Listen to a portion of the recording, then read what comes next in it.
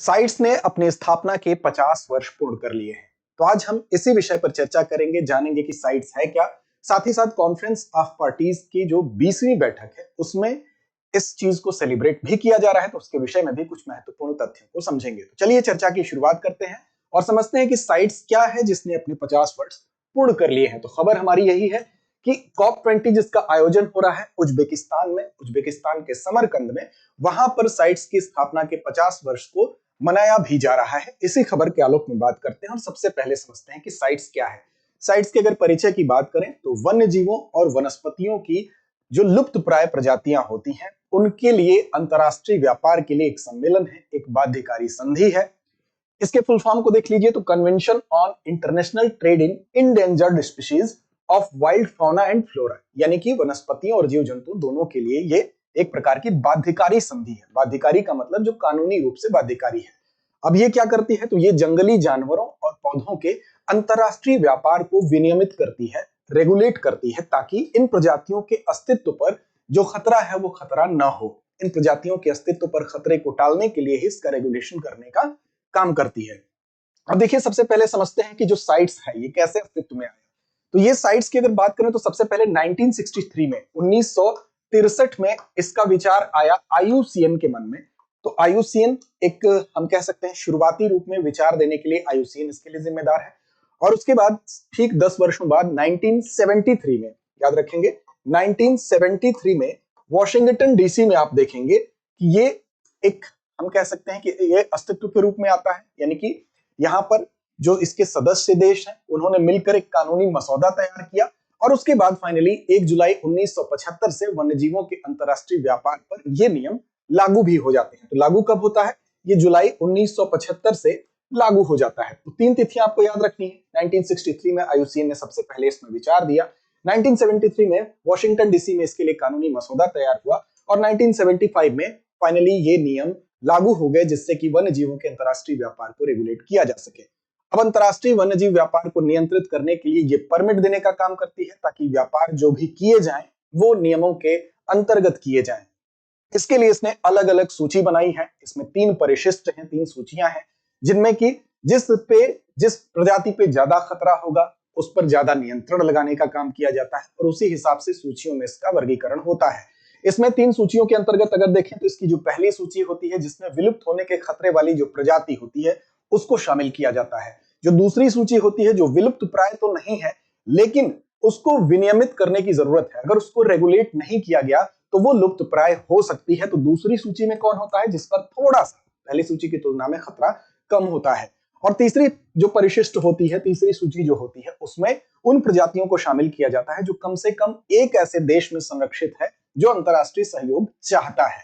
अब ये इसके संबंध में कुछ तथ्य हैं। इसका मुख्य उद्देश्य अगर देखें तो अंतरराष्ट्रीय व्यवस्था को एक तरह से ये तस्करी या अवैध निर्यात या शिकार आदि के खिलाफ एक प्रकार से ये रेगुलेट करने का काम भी करता है। अब इसके लिए ये हो गया साइट्स के विषय में। इसके सदस्य देशों की अगर संख्या की बात करें तो 185 जो है इसके सदस्य देश हैं जो इसमें सम्मिलित हैं।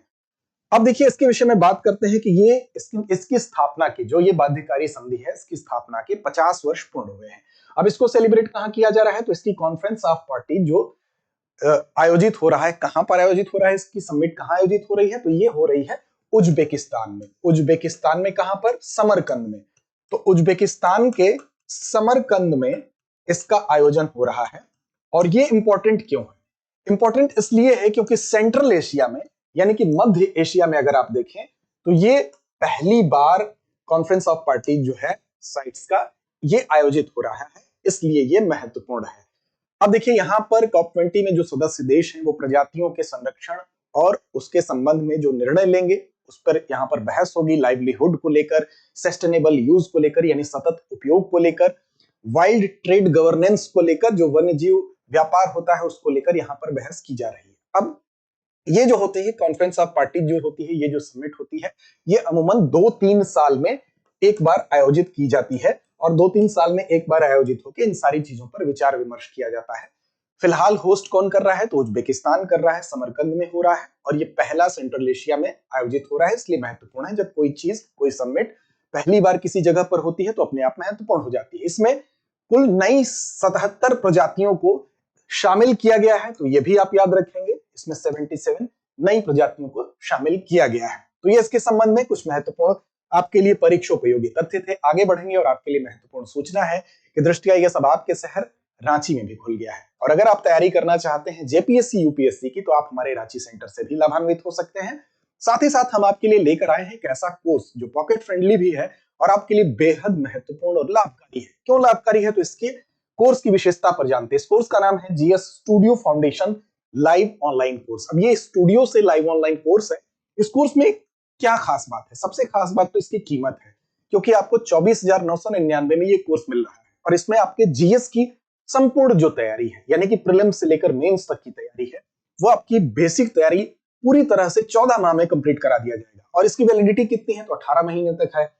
और इतना ही नहीं, 1250 से ज्यादा 1250 प्लस घंटों की इसमें कक्षाएं आपको स्टूडियो से लाइव मिलेंगी बेहतर गुणवत्ता के साथ। 18 माह तक की जो कोर्स वैधता है उसको बढ़ाने का विकल्प भी उपलब्ध है। लेक्चर के दौरान जो भी चीज लिखी जाएगी वो सब पीडीएफ फॉर्म में आपको उपलब्ध भी कराया जाएगा। क्लास के दौरान लाइव चैट आप कर सकते हैं, कोई भी डाउट हो पूछ सकते हैं।